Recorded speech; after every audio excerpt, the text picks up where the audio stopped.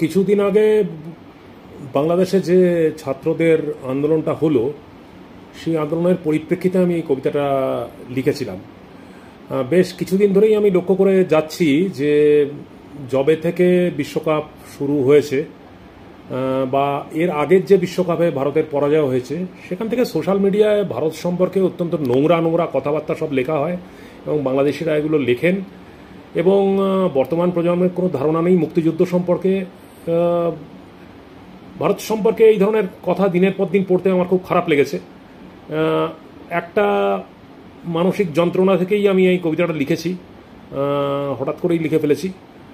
তো এরকম করে আমি হঠাৎ হঠাৎ করে কবিতা লিখে ফেলি, মাথার মধ্যে যখন চলে আসে। তো এটাও তারই সেরকমই একটি ফিলিংয়ের বহিঃপ্রকাশ। ধন্যবাদ।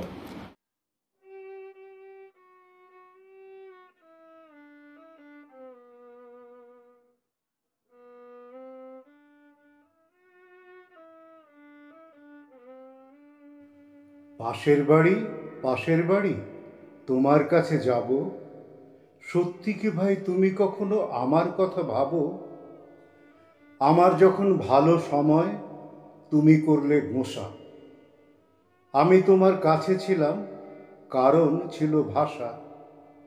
আমায় তুমি দেখতে নারো, সব কিছুতেই ধন্দ।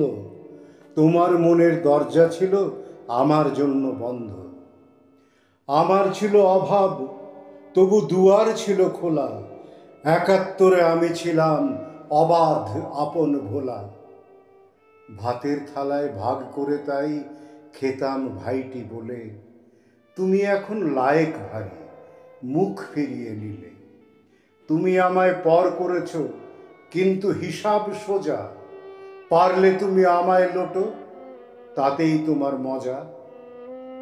ধর্ম তোমার বড্ড আপন, ভাই হলো তাই পর। পাশের বাড়ি, এবার তুমি বাঁচাও বাড়ি ঘর।